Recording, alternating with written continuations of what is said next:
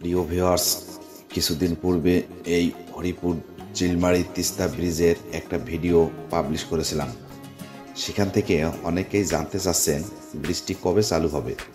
তাই আজকের ভিডিওটি তাদের উদ্দেশ্যে নিয়ে আসা এবং অনেক গুরুত্বপূর্ণ তথ্য নিয়ে আপনাদের সামনে হাজির হলাম।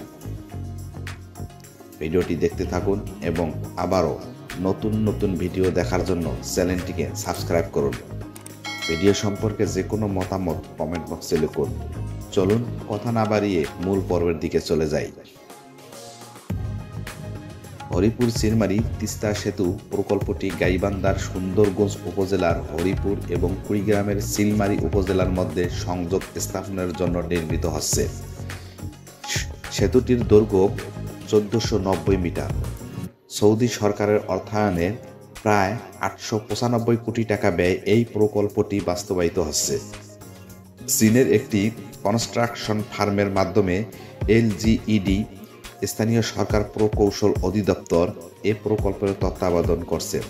প্রায় শেষ পর্যায়ে থাকা সেতুটি চালু করার পথে বাধা হয়ে দাঁড়িয়েছে সংলগ্ন 96 মিটার দীর্ঘ আর্চ ব্রিজের অসমাপ্ত কাজ। এই ব্রিজের কাজ শেষ না হওয়ায় সেতুর উদ্বোধনও থমকে গেছে। প্রধান সেতুর মূল অবকাঠামোর কাজ প্রায় সম্পন্ন হয়েছে, শুধুমাত্র বাকি আছে ব্রিজের রং এবং লাইটিং এর কাজ।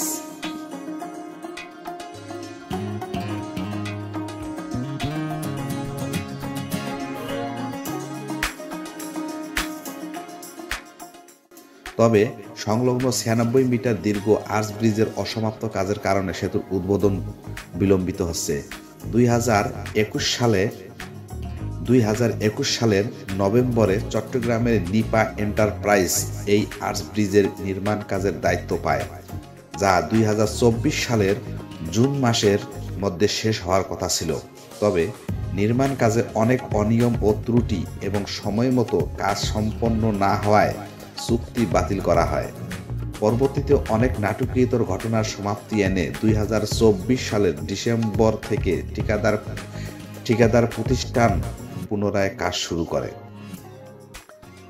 এখন সেতুর 95% কাজ ইতিমধ্যে সম্পন্ন হয়েছে এবং সংশ্লিষ্ট কর্তৃপক্ষ আশা করছে যে 2025 সালের মার্চ মাসে সেতুটি যানবাহন চলাচলের জন্য উন্মুক্ত করা হবে। আসলে আমরা চেষ্টা করছি এখন শুকনা মৌসুম, কাজ করার উপযুক্ত সময় দ্রুত ব্রিজের কাজ শেষ করতে, যাতে জনগণ দ্রুত উপকার পায় এবং এই ব্রিজটা যে উদ্দেশ্যে করা সেই উদ্দেশ্যে যেন সাধিত হয়, এটাই আমাদের উদ্দেশ্য। পার্সেন্টেজে বললে মোর দ্যান 95% কাজ সমাপ্ত। আসলে ফিনিশিং ওয়ার্ক একটু সময় লাগে, কারণ ফিনিশিং ওয়ার্ক কিছুটা ডেকোরেটিভ, কিছুটা অর্নামেন্টাল। এই কারণে মার্চের মাঝামাঝি অবশ্যই অনেক বাড়ছে এবং আমাদের মনোবল তৈরি হয়েছে এই ধরনের ব্রিজ আমরা আরও করব, যদি সদাশয় সরকার আমাদেরকে সমর্থন দেন। একদম প্র্যাকটিক্যাল ব্যয় নির্ধারণ করা হয়েছিল এবং বাস্তবের সাথে তার মিল আছে। এবং মূল ব্রিজের আনুষ্ঠানিক উদ্বোধন প্রক্রিয়া সম্পন্ন করে ব্রিজটি চালু করা হবে।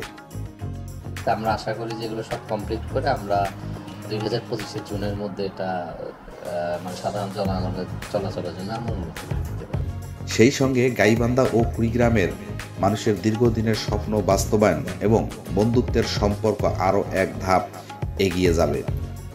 আমাদের হচ্ছে যে সুন্দরগঞ্জের অনেক ওই পাকে আত্মীয় থাকে, তারা আগে অনেক দেরিতে যাইতো, নৌকোতে যাইতো, খেয়ার জন্য অনেকক্ষণ বসে থাকতো, কিন্তু এখন আমাদের ব্রিজটার কারণে এখন তারা গাড়ি ঘোড়া করে তাড়াতাড়ি যাইতে পারে। শুধু তাই নয়, দীর্ঘদিনের দুই জেলার মানুষের প্রতিবন্ধকতার বেড়াজাল, নদী পারাপারের ভোগান্তি চিরতরের জন্য মুছে যাবে এবং জীবনযাত্রার গতি স্বাভাবিকভাবে ফিরে আসবে। আগে আমাদের ব্রিজ ছিল না, নদী নৌকা দিয়ে আমরা পারাপার হয়েছি, তাতে খুব কষ্ট হয়েছে আমাদের। নৌকা কত সব ডুবে যায়, হয়তো কত লোক অ্যাক্সিডেন্ট হয়েছে। এখন যে ব্রিজটা হয়তো আল্লাহর রহমত আর কোনো ওই সমস্ত ঝামেলা থাকবে না। এমনকি কুড়িগ্রামবাসীর ঢাকার সঙ্গে 150 কিলোমিটার পথের দূরত্ব কমে যাবে এবং আশা করা যায় ব্যবসা বাণিজ্যের অনেক পরিবর্তন আসবে।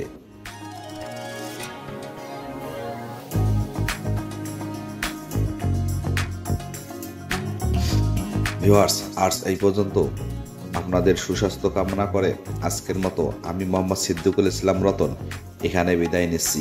ইনশাআল্লাহ আবারও দেখা হবে নতুন কোনো ভিডিওতে। খোদা হাফেজ।